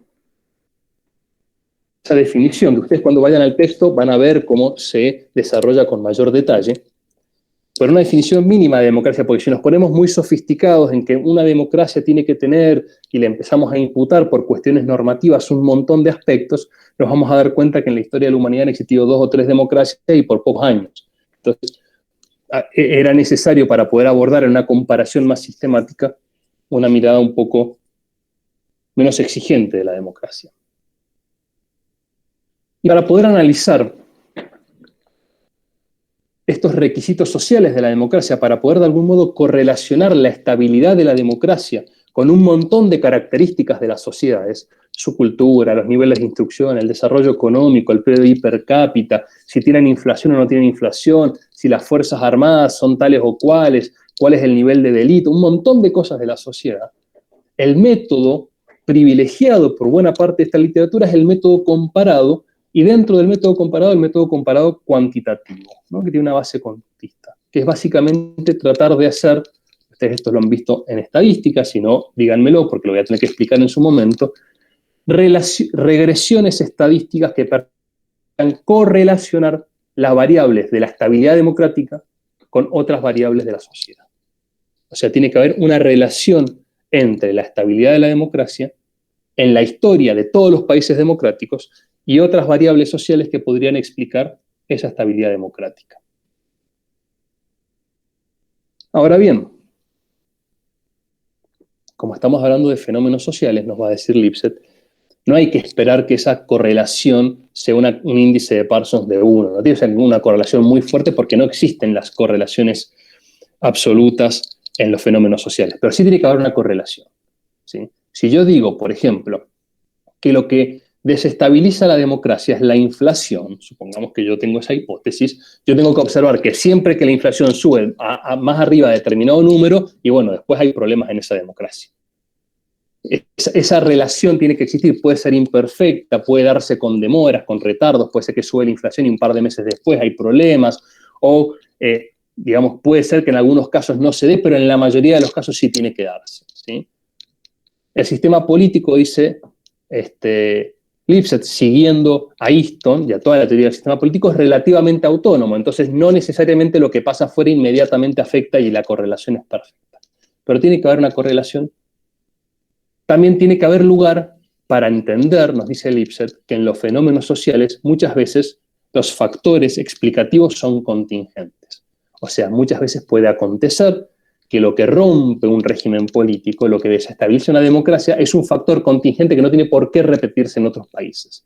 Pensemos, por ejemplo, un acto criminal, ¿no? Supongamos que de repente hay un magnicidio que se explica por cuestiones de corrupción o que se explica por cuestiones que no hacen referencia a la sociedad como un todo, y ese magnicidio luego precipita que caiga el régimen democrático. Bueno, eso, evidentemente, ese tipo de casos, ¿no?, que se explican por acontecimientos excepcionales, tenemos que dar lugar en la explicación a ello. Por consiguiente, nuestras explicaciones sobre los requisitos sociales de la democracia no tienen por qué ser válidas para todos los casos, pero sí tienen que ser válidas para una mayoría de los casos. Tienen que tener cierta sostenibilidad estadística, ¿no? Tienen que tener cierta correlación. En este sentido, entonces, que haya un caso particular que vaya en contra de nuestra teoría, va a decir Lipset, no es suficiente para abandonar toda la teoría. Y anticipo un poco lo que va a decir Lipset. Para Lipset va a ser central el desarrollo económico. Pero después aparece Argentina a finales de los 60. Y va a decir, pero ¿y por qué Argentina a finales de los 60, que tenía mejores indicadores socioeconómicos que la mayoría de los países europeos, tuvo un golpe de Estado? Bueno, ese tipo de casos, nos va a decir Lipset, entran en el marco de las excepcionalidades y no son suficientes para invalidar la teoría. Eso es toda una definición metodológica que hace el autor, que uno puede compartirla o no, pero es un criterio que explicita el autor. Y por último, para poder hacer este tipo de estudios, es importante que nosotros no solamente podamos conceptualizar la democracia, qué vamos a entender por democracia, sino que de algún modo lo podamos medir. Nosotros tenemos que poder clasificar a todos los países del mundo en determinado año como democráticos o no democráticos. Entonces, por cada año voy a tener tantas observaciones como países y a lo largo de 20, 30, 40 años voy a tener cientos de observaciones que me van a permitir a mí hacer análisis estadísticos sobre la correlación entre aspectos de la sociedad y la estabilidad de la democracia. En ese sentido, la mayoría de estos trabajos desarrollan la variable democracia como una variable dicotómica. Y los países son clasificados o en democráticos o en no democráticos. Entonces, el cambio de una característica a la otra, o sea, de ser democrático a dejar de serlo, o de no ser democrático para pasar a serlo, ¿no?, esos cambios van a ser centrales en los datos que yo tengo que manejar para poder comprender cuáles son los fenómenos de la sociedad que están afectando la estabilidad del régimen. ¿Alguna pregunta, alguna duda hasta ahora?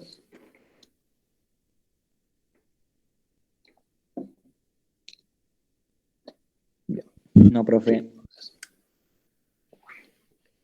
¿Qué nos va a decir Lipset? Y nos va a decir en general la teoría de la modernización. El punto de partida es siempre el mismo, tratar de identificar qué cosas que pasan en la sociedad, a nivel de su economía, de su cultura, o de cualquier aspecto de la sociedad, lo orientan hacia la consolidación de la democracia o hacia el deterioro de la democracia. Si yo logro identificar eso, yo voy a tener una teoría que me va a decir, supongamos que a mayor desarrollo económico, más democracia, yo lo que voy a hacer es observar para atrás, el pasado de todas las democracias y de todos los golpes de Estado, y voy a tener allí toda la evidencia histórica que yo necesito para poder corroborar si mi hipótesis es válida o no válida. Pero a su vez también, si yo logro confirmar mis hipótesis, voy a tener un instrumento para mirar el presente y el futuro y poder ver qué tipo de acontecimientos, cuando ocurran en una sociedad dada, pueden precipitar un problema con su democracia. Entonces, hay un trabajo muy famoso de Przeworski, el marxista analítico que vimos en unidad número 3, que trabaja también la hipótesis del desarrollo económico, y Przeworski logra medir, en uno de sus trabajos, un umbral, que era el umbral crítico, que era un monto de PDI per cápita, que cuando los países caían por debajo de ese monto, aumentaba muchísimo la probabilidad de que su democracia colapsara.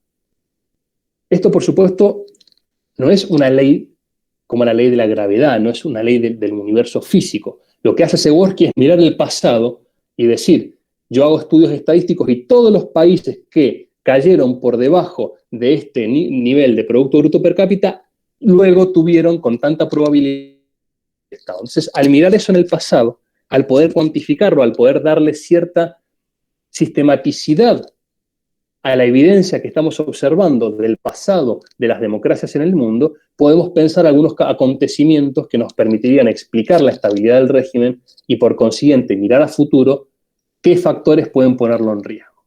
Ese era un poco el espíritu general de todo este tipo de teorías, insisto, que traen consigo toda una corriente epistemológica neopositivista, ¿no? En el sentido del falsacionismo popperiano. Van a decir, bueno, nuestras hipótesis se van a sostener si está la evidencia disponible y las iremos mejorando y miraremos para adelante, miraremos para futuro, no pensando que vamos a predecir el futuro, sino para poder justamente que esas teorías que se alimentan retrospectivamente, mirando lo que pasó antes, sirvan para pensar, para informar la razón práctica de ahora y para pensar lo que pasa en la política.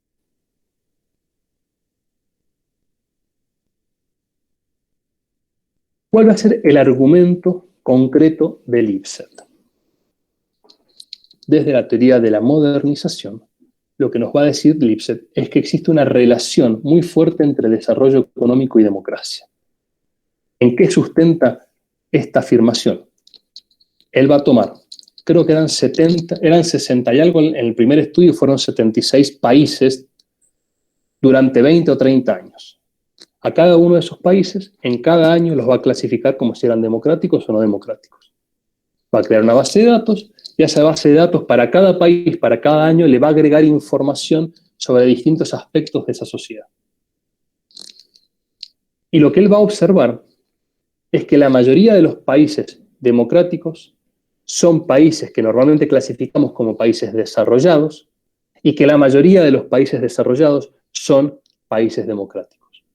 Ese punto de partida, va a decir Lipset, es el principal interrogante que tenemos que resolver. ¿Por qué las sociedades más desarrolladas en términos socioeconómicos adoptan democracias? ¿Y por qué la mayoría de las democracias del mundo son países con cierto grado de desarrollo? O lo que es lo mismo, ¿por qué sociedades muy subdesarrolladas, por seguir esa misma terminología, no parecen encontrar en la democracia el régimen político que les permite organizarse políticamente? El argumento de Lipset va a tomar inspiración de la teoría de la modernización, ¿no? Esta idea de que las sociedades han ido, durante la modernidad, ¿no? Modernidad que empieza hace un par de siglos, han ido atravesando una serie de procesos evolutivos que la han llevado hacia estos grados de desarrollo y democracia. Y va a decir Lipset que la riqueza de esos países, en términos de Producto Bruto y de Producto Bruto Per Cápita, o sea, cierta relación entre la riqueza y la desigualdad, sus grados de industrialización y de urbanización, y por consiguiente el desarrollo de una estructura social moderna, ¿sí? Donde la mayoría de las personas viven en ciudades y no en el campo, y donde existe una división de clases propia del capitalismo industrial, y además, dice Lipset, donde la mayoría de las personas han atravesado un proceso de socialización por la vía del sistema educativo, cuando observamos en detalle, nos va a decir Lipset, estas variables, en todos esos países que yo estudié, en todos los años que los estudié, lo que observamos es que mientras más altas son estas variables, más probable es que esos países sean democráticos y mantengan su democracia en el tiempo. Hasta allí, lo que presenta Lipset es lo que podemos llamar una primera correlación. El desarrollo económico, la modernización socioproductiva y la instrucción, ¿no? Se correlacionan, se asocian estadísticamente con la democracia y la estabilidad de la democracia. Ahora la pregunta es ¿por qué? Porque hasta allí correlación no es causalidad y correlación no es explicación, es simple asociación de fenómenos. Si ustedes buscan, hay muchas páginas en internet que hacen correlaciones que son estadísticamente válidas, pero son delirantes. Por ejemplo, la cantidad de atentados aumenta cuando, voy a inventar algo, más discos vende tal banda. No, uno puede encontrar muchas correlaciones que no tienen ningún sentido. Una vez que está encontrada la correlación, está encontrado el patrón ¿no? que se sostiene en la evidencia, hay que explicarlo. El aporte de Lipset viene justamente en cómo explicar eso. ¿Qué es lo que hace que las sociedades, a medida que se van volviendo más ricas en términos de Producto Bruto per cápita, a medida que se van urbanizando, a medida que se van industrializando, a medida que se van alfabetizando, sostienen la democracia?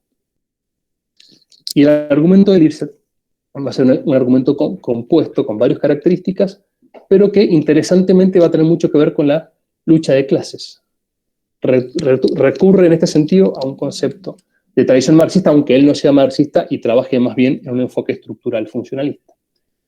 Lo que nos va a decir Lipset es que los procesos de desarrollo económico van mejorando la calidad de vida de las personas.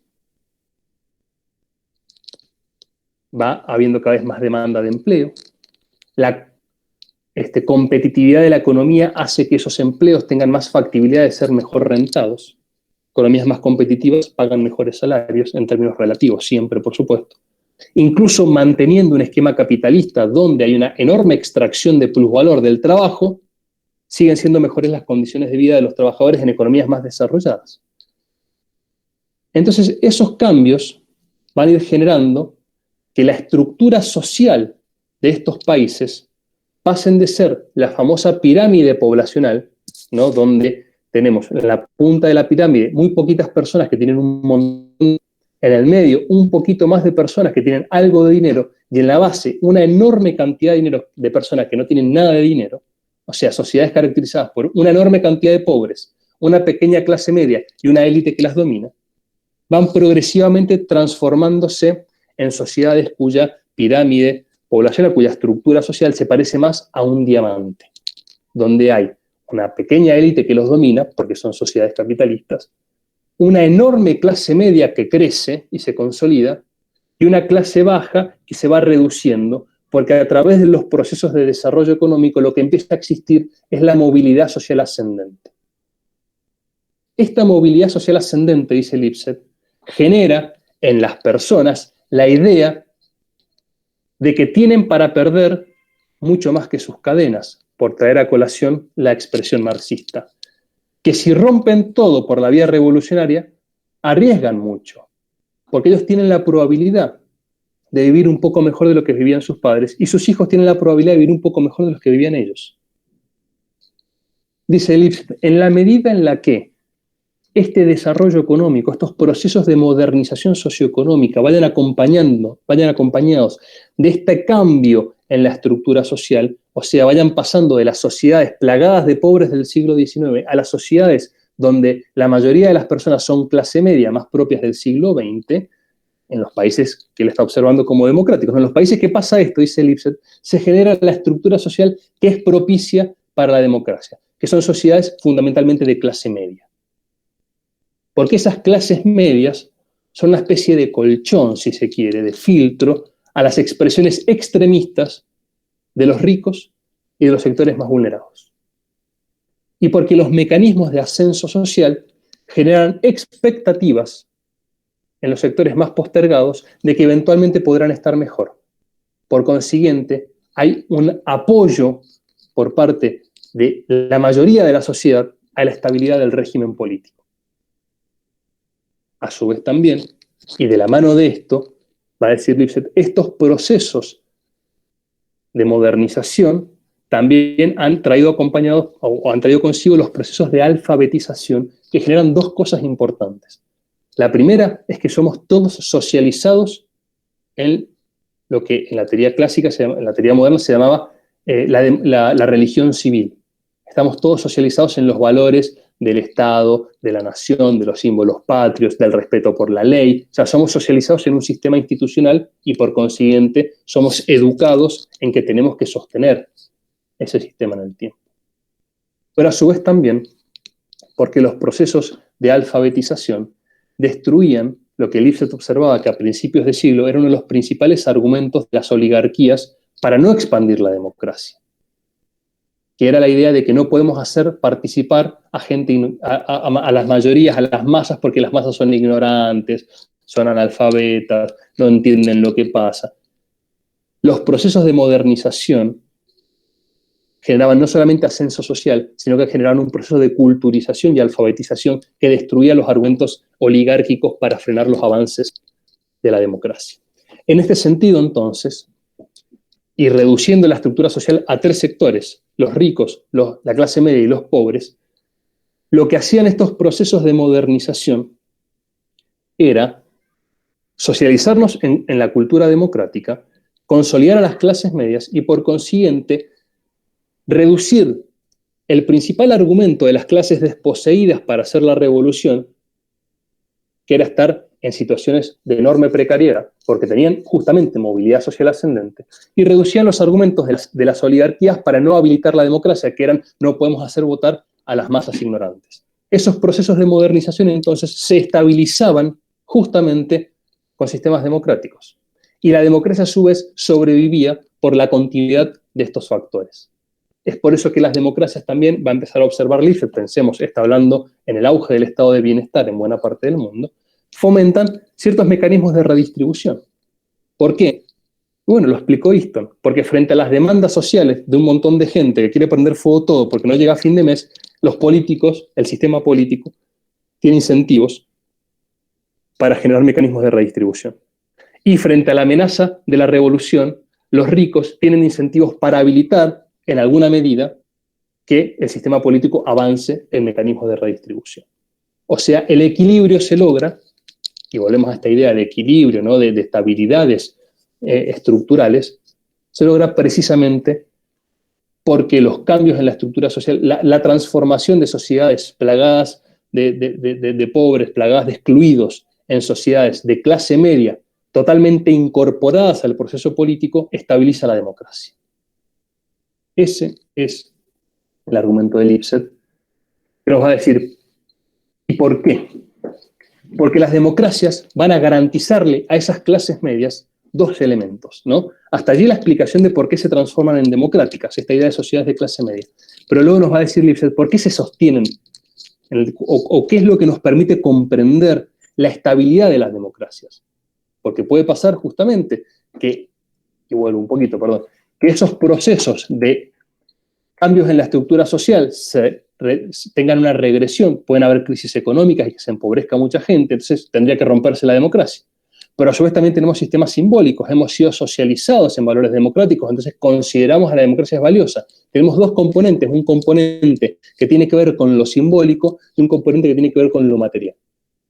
Entonces, la estabilidad de los gobiernos y a través de ellos la estabilidad eventual del régimen político, nos va a decir Lipset, depende de la legitimidad y de la eficiencia. La legitimidad como un criterio afectivo, valorativo, ideológico, que tiene que ver con sostener en la población la idea, la convicción de que las instituciones democráticas, las instituciones existentes, son mejores que las alternativas. Que tenemos que cumplir la ley, que tenemos que comportarnos según los criterios establecidos en nuestra sociedad. Pero a la vez que tenemos que velar por esa reproducción ideológica de la legitimidad del orden político imperante, tenemos que garantizar el criterio instrumental, el criterio de la eficiencia material. Tenemos que sostener que frente a las demandas de la población, a las demandas que el entorno social hace al sistema político, las respuestas del sistema político sean eficientes. Y para lograr eso, las sociedades democráticas necesitan mantener cierto nivel de producción, cierto nivel de producto bruto, ciertas formas de crecimiento. Cuando combinamos estas 2 cosas, legitimidad y eficiencia, nos va a decir Lipset, tenemos el elemento que nos permite comprender la estabilidad de los gobiernos y por la vía de la estabilidad de los gobiernos, la estabilidad del régimen democrático. Nos va a decir Lipset, legitimidad más eficiencia, entonces estabilidad del sistema político. Pero para poder mantenerse legítimo, el sistema tiene que estar constantemente incorporando, no puede dejar afuera gente, tiene que estar todo el tiempo incorporando personas, tiene que estar incorporando la novedad, tiene que estarse adaptando a los cambios de la sociedad. Por consiguiente, hay una tensión con el status quo. Entonces vos tenés que, a la vez que decís que las instituciones que tenemos son válidas, tenés que dejar lugar para el cambio. Y eso es un equilibrio muy precario. Pero la combinación de esto, nos va a decir Lipset, y esta es la clave del análisis, es que nosotros podemos entrar en principio, cuando cruzamos legitimidad y eficiencia, 4 escenarios. Podemos tener países que son muy eficientes y muy legítimos, el escenario A. En ese escenario, lo que podemos esperar, y lo que confirman los datos, dice Lipset, de 20 años de democracia en los 76 países que él estudió, lo que confirman esos datos es que cuando estás en este escenario, que sos un país, que el sistema político es eficiente para procurar los medios materiales, ¿no? La movilidad social ascendente, la estabilidad de las clases medias, y es legítimo, ese es el escenario de estabilidad. Ese es el escenario en el que si te mantenés en ese cuadrante, el régimen se sostiene. Cuando el régimen empieza a entrar en problemas, cuando empieza a ir del escenario A al escenario D, o sea, cuando empezás a perder eficiencia, o sea, tenés crisis económica, no podés proveer los bienes públicos que demanda la sociedad, no podés sostener los procesos productivos que incorporan económicamente a la sociedad, a las distintas clases sociales, cuando empezás a ser muy ineficiente y a la vez, paralelamente, empezás a tener cada vez más problemas por justificar la idea de que las instituciones o el sistema político que tenemos es el mejor que podemos tener, cuando perdés por la vía de la eficiencia y perdés por la vía de la legitimidad, estás en el escenario número D. Y allí, dice Lipset, es donde la probabilidad de que el régimen se rompa es altísima. El gobierno cae seguro. Ahora, el régimen probablemente también. Y los escenarios de transición, va a decir Lipset, son el B y el C. Son los escenarios en los cuales tenés una combinación de baja legitimidad con alta eficiencia o baja eficiencia con alta legitimidad. Pensemos, por ejemplo, y vamos a tener que hacer ciertas caricaturizaciones, uno podría pensar que el caso chileno es un caso posiblemente del el escenario C. O sea, un país donde supuestamente hay cierta eficiencia en el sentido de un progresivo crecimiento de su clase media, lo registran todas las estadísticas, una progresiva mejora del nivel de ingresos, una mayor capacidad de acceder a ciertos bienes, etcétera, etcétera, pero no obstante, un sistema político, un sistema social que carece de legitimidad y que progresivamente ha ido perdiendo cada vez más legitimidad. Y que frente a eso, la promesa de, no, bueno, vamos a crecer, entonces usted va a seguir teniendo un trabajo, no es suficiente, porque las demandas de la población van por encima de eso. Y quizás no solamente quieren seguir creciendo y mantener su trabajo, quieren mejorar en otros aspectos también. Similarmente, uno puede estar en un escenario como el B, que quizás es el escenario argentino, lo podríamos discutir, donde claramente hay un problema de eficiencia. El sistema político lisa y llanamente fracasa hace muchas décadas en proveer bienes públicos de manera persistente, de manera duradera, que permitan no solamente pensar que estamos mejor que ayer, sino prever que vamos a estar mañana mejor que hoy, que nuestros hijos van a estar mejor que nosotros. Nos fracasa en esa vía de la eficiencia, pero sin embargo, al menos hasta ahora, por suerte, no hay nadie que seriamente esté diciendo hay que romper el sistema político. No está nadie hablando de cambiar el régimen político institucional.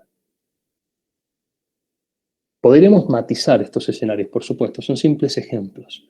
Pero lo que vemos es cómo justamente el análisis de Lipset se concentra en este punto. En la medida que el proceso de modernización socioeconómica se sostiene en el tiempo, los países se mantienen en el escenario A.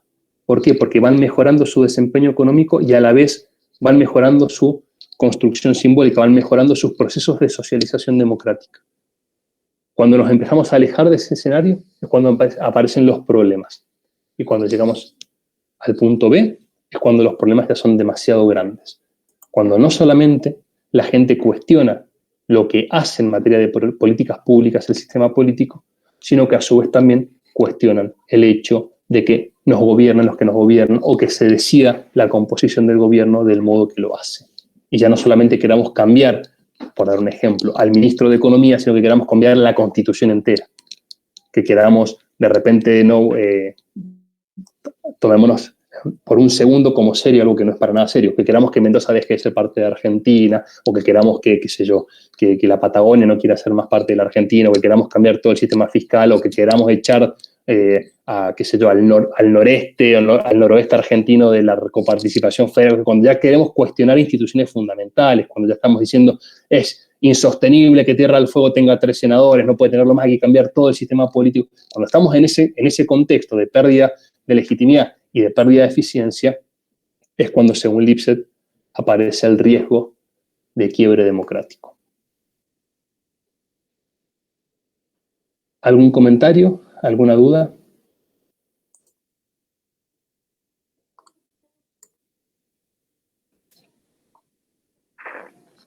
Profesor, buenas tardes.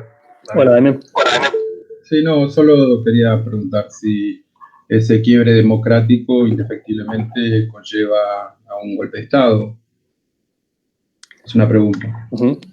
Bueno, en principio lo que va a observar Lipset es que habían dos grandes vías. La más común era esa. Era algún tipo de golpe. O sea, golpe de Estado tiene que haber. La idea es por la vía de qué iba a ser ese golpe de Estado. Ese golpe iba a ser por la vía, por ejemplo, del golpe militar, el típico golpe de Estado tradicional, iba a ser por la vía revolucionaria. O sea, cuáles iban a ser los factores que terminaran rompiendo el régimen para instaurar otro distinto podían ser alternativas. Pero a lo que nos hace referencia concretamente es a que el régimen ya no sostiene esa capacidad que tiene el sistema político de mantenerse, ¿no?, equilibrado con la sociedad y ir acompañando el proceso evolutivo de la sociedad. Pero la mayoría de las veces de lo que está hablando es del riesgo de golpe de Estado, que luego, insisto, puede ser propiciado por un movimiento revolucionario de extrema izquierda o por un movimiento reaccionario de extrema derecha. Sí. Yo, profe, una pregunta, perdón la molestia. Sí. Sí, Juan. Sí, se me venía una idea más cercana a lo que había pasado en Chile, que habían pedido el cambio de constitución. Lo más cercano, digamos, pero no hubo un golpe de Estado, digamos, sino solamente un cambio como un sistema unitario pasó a lo federal, creería. Claro, por eso estás entrando en ese escenario C que decía Lipset, donde la eficiencia se mantiene, tenés baja legitimidad, o sea, hay toda una disputa por la organización de las instituciones, pero no estás en un escenario donde vayas a quebrar, que mañana vaya a haber un golpe. Lo que hay es un planteo profundo de las instituciones. Del mismo modo que uno podría pensar, y estamos haciendo simplificaciones, pero podría pensar que en la Argentina lo que hay es nadie está hablando de dejar de ser un sistema presidencialista federal de 24 provincias. Lo que todo el mundo hablando es que hay que cambiar totalmente el sistema económico. O sea, el problema está con la eficiencia. Bueno, podríamos jugar con esos dos ejemplos como uno de cada uno de esos escenarios. Pero ninguno está, podríamos argumentar, en el B, en el D, perdón. Ninguno ha caído al escenario donde la probabilidad de ruptura ya es muy elevada. ¿Y el 2001 sería como un quiebre económico también? Lo que pasó en el 2001 con De la Rúa. Bueno, en el 2001 muchos consideran, siguiendo la lectura de Lipset, que estábamos ingresando en el punto D. ¿Por qué? Porque no solamente tenías explota ahí lo pone Juan Manuel en el chat, no solamente te explotó la economía con el tema de la ruptura de colapso de la convertibilidad, sino que aparece el que se vayan todos. ¿Qué pasó? ¿O cuál fue la particularidad del 2001? ¿Por qué no fue un caso ya o cuáles pueden ser las dudas que uno puede poner sobre el D? Las personas decían que se vayan todos porque estaban focalizados en la clase dirigente. Pero no decían que vengan los milicos. O sea, no querían romper el orden democrático. No era en contra de la democracia. Era en contra de la clase dirigente. Entonces, ya estábamos claramente con un déficit enorme de eficiencia y un déficit grande de legitimidad. Pero eso se mantuvo focalizado en el enojo con el gobierno, pero no pasó de ser un enojo del gobierno a un enojo con el régimen político. A punto tal de que no se fue ninguno, mejoró la eficiencia por varios factores, pero mejoró la eficiencia y esas tensiones bajaron. El sistema político se logró mantener compensado con el entorno sin cambiar en términos drásticos. O sea que vendría siendo como la primera teoría que explicó usted, digamos, un output, como un reclamo, digamos, grande, que la respuesta fue un mejoramiento, digamos. Exactamente. Por detrás de esta teoría está totalmente la idea del sistema político. Y esa idea que vos vas dando bienes materiales y simbólicos a la ciudadanía para mantener tu nivel de eficiencia y de legitimidad elevado, y así te mantenés. La clave está acá en empezar cuando la inestabilidad de los gobiernos, que son las personas que coyunturalmente tienen a cargo la conducción del Estado, cuando eso se transforma en la inestabilidad del régimen, donde la gente ya no solamente te dice quiero que se vaya este gobierno, te dice quiero romper todo, quiero prender fuego a la Constitución, quiero que ya está, no quiero votar o no me interesa votar o no votar. Entonces, bueno, esta es la postura de Lipset, una de las teorías más importantes durante toda la segunda mitad del siglo pasado. Vamos a ver en la clase de lunes muchas críticas a esta teoría, muchas limitaciones que tiene para pensar muchas cuestiones, por supuesto, como todas las teorías. Y vamos a ver también de qué modo una de las, justamente de las dificultades que tiene la teoría esta es explicar casos como el de Argentina. Uno de los casos anómalos lo dice el mismo Lipset, no recuerdo si lo dice en ese capítulo que tienen ustedes para leer, pero lo dice en el libro. Uno de los casos que no entraba era el caso argentino. Hay un golpe que no explicaba a nadie, era el golpe a Ilia, o sea, en el sentido lipseniano de la palabra. ¿Por qué este país con estas características está haciendo este golpe de Estado? Ahí van a aparecer otras teorías que lo van a explicar. Van a decir, ojo, porque ustedes están teniendo una mirada muy funcionalista, muy estructuralista. Acá no hay actores, no hay intereses, no hay ideologías, no hay gente. Y ustedes no pueden sacar de la ecuación para explicar los golpes de Estado, por ejemplo, a la élite concentrada de cierta burguesía, a las cúpulas del ejército, a ciertas organizaciones religiosas. O sea, ustedes no pueden simplemente borrar de la explicación de la estabilidad política a los actores. Eventualmente había que reincorporarlos. Es por eso que el lunes vamos a hacer algunos cuestionamientos a la teoría de Lipset y vamos a ver la teoría de Pérez, Liñán y May Waring, que es, en este sentido es mejor, porque es una teoría que se basa en los actores y en las ideas y en las ideologías de los actores. Y va a decir, no es la democracia, muchachos, es la ideología. La democracia se sostiene allí donde las personas aceptan perder. Ya lo vamos a ver el lunes. Yo, profe, le quería agregar algo como que me acuerdo como que vi una historia que decía que la Corte Suprema como que había avalado, digamos, de alguna otra manera el golpe, y como que eso también se fue como institucionalizando y que también los militares habían agarrado como más coraje, que ya no eran un instrumento de cambio, digamos, como para solucionar, para pagar, sino ya para quedarse ya. O sea, como que también hubo como ciertas implicaciones ahí, digamos, ¿no? Pero bueno, lo dejo para el lunes. No, seguro, y vamos a discutirlo un poco el lunes porque tomemos en consideración que las miradas muy estructurales, como están mirando muy macro, están mirando el mapa, están mirando el país desde un satélite. Las personas, las cosas chiquitas se desdibujan. Pero lo cierto es que no todos los grupos de la sociedad tienen el mismo poder fáctico para poder desestabilizar un gobierno. Y es mucho más probable que vos puedas sostenerte con un desastre económico de 50 puntos de inflación que perjudica a todo el mundo, pero si anda a confiscar las cajas de las cajas de valores de los bancos y anda a confiscar las cuentas de las... Ahí te vas a meter con la gente más poderosa, ahí tenés un problema importante. Una de las cosas que precipita en buena medida el desastre del 2001 tuvo que ver con los famosos corralitos. O sea, vos no solamente estás hambreando a todo el mundo con la inflación o con problemas con la falta de empleo, eso genera muchísimos problemas. Pero de repente, no solamente le pegás a la clase trabajadora, sino que le pegás a la burguesía o a las clases más pudientes, y la capacidad de esos sectores de poder romper todo es distinta. Entonces, volver a incorporar a los actores va a ser un elemento importante de la teoría política para poder explicar la desestabilidad. ¿Sí? Porque a veces vos necesitas 10 generales que quieran hacer un golpe y es todo lo que hace falta, ¿eh? No hace falta que las grandes mayorías de la población quieran hacer un golpe de Estado. ¿Alguna otra duda, algún otro comentario? Profe, perdón. Sí, Damián. Sí, algo que se me viene también a la mente es una declaración que había hecho Ducombe en algún momento, diciendo que estaba completamente sorprendido por que cualquier otro gobierno en cualquier otro país hubiese caído debido a la crisis económica y obviamente la falta de legitimidad que habían tenido sobre los últimos 2 años, ¿no? Uh-huh. Y me parece que se relaciona en cierto modo con lo que dice Lipset. Seguro. No sé si está correcta la asociación, pero... Sí, lo es. Ahí lo que Lipset le hubiese respondido a Hoppe es: sí, vos tenés un problema de eficiencia, pero no de legitimidad. La gente quiere que te vayas vos, pero que te quieren sacar votando.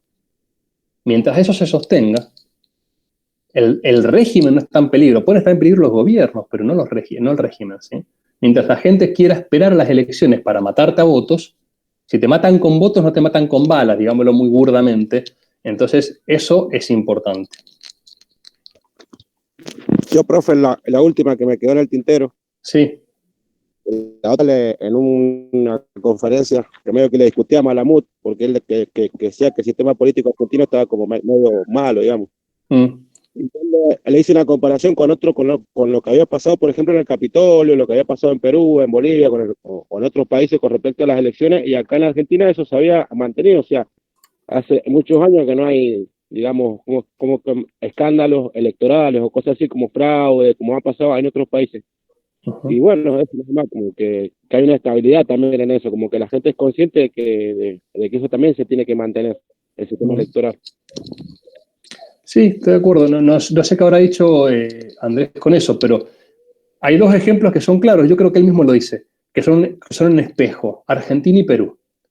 En Argentina la economía está rota, está totalmente rota. La política no tanto.